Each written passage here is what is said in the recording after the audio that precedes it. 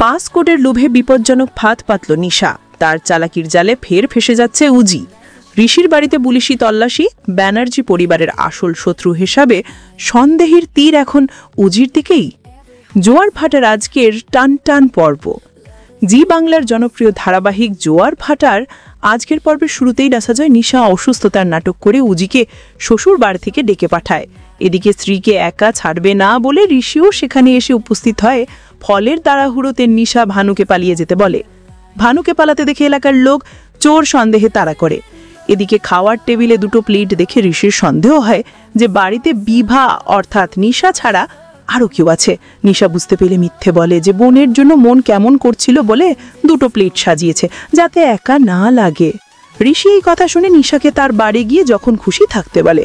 কাজে যাওয়ার আগে ঋষি উজিকে জড়িয়ে ধরে। এই দৃশ্য নিশা কিছুতেই মেনে নিতে পারে না। ঋষি চলে যেতেই বোনের ওপর রাগ দেখাতে থাকে সে। অন্যদিকে ভানু কোনো রকমে নিজেকে বাঁচিয়ে ফিরে আসে, কিন্তু পায়ে চোট পেয়ে। নিশা উজিকে ঋষির থেকে দূরে থাকতে বললে উজি রেগে গিয়ে জানিয়ে দেয় সে দিদির হাতের পুতুল না। উজি রেগে গেছে দেখে নিশা নাটক শুরু করে। উজিকে প্রথমে ঋষির ডিজিটাল লকার দেখায়। তারপর নিশা বলে সেখানে ঋষির সব সম্পত্তি আছে যেটা সে সবাইকে ঠকিয়ে পেয়েছে। তাই নিশা ওই লকার হ্যাক করে সবাইকে সবকিছু ফিরিয়ে দিতে চায়। তবে 3টে পাসকোড লাগবে তার জন্য। সেই পাসকোড একমাত্র ঋষির কাছে, তাই উজিকে বলে এনে দিতে। উজি কিছুতেই রাজি হচ্ছে না দেখে নিশা আবারও মিথ্যে নাটক সাজায়। নিজেকে অসহায় প্রমাণ করার চেষ্টা করে।